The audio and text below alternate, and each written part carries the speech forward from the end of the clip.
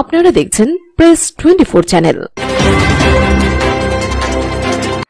মানবতার পক্ষে দাঁড়িয়েছেন, ফিলিস্তিনের পক্ষে দাঁড়িয়েছেন, এর জন্য ধন্যবাদ।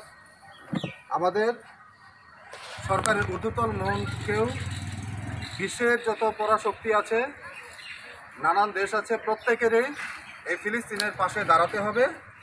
আমি আমার একটি কবিতা পড়ছি, কবিতার নাম হচ্ছে গাজা আমার আর্তনাদ।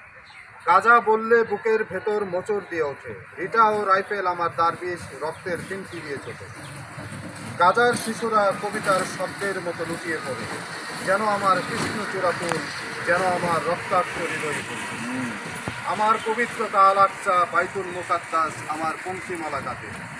নগর পুরলে দেবালয় এড়ায় না, আমাদের সেহেরি গাজা রক্তে লাল হয়ে যায়। আমার 16 বছরের কিশোরীর বিচ্ছিন্ন দেহ আমার জাতিসংঘ, আমার মূরতা আজ ঝেড়ে ফেলবো বলে চোখকে অন্ধ বলে সান্ত্বনা নিয়েছি। আমার মানবতা, আমার মানবাধিকার আর গাজা এক নয় আজ। চুপ থেকে দেখেছি মুরয়ে আধুনিক বিশ্বে ফুলের মতো শিশুরা কাতরায় হাসপাতালে। তবু হে আমার আল্লাহ, আমার ঈশ্বর, আজও লিখছি আমি কবিতা, আমার উপর এক অভিসম্পাদ আমি এড়াতে পারছি না। আমি বিচ্ছিন্ন হয়ে যাচ্ছি, আমার ঘুম ভেঙে যাচ্ছে মাঝরাতে বোমা ও গুলির শব্দ। আমার বর্ণগুলো অস্ফুট থেকে অস্ফুট হয়ে যাচ্ছে, আমি আর দাঁড়াতে পারছি না।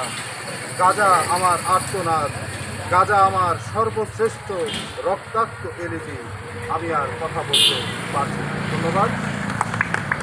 Stop war, stop genocide, free Palestine. ধন্যবাদ সবাইকে। আজকের মতো বৃক্ষনাশর এখানে সমাপ্তি ঘোষণা করা হচ্ছে।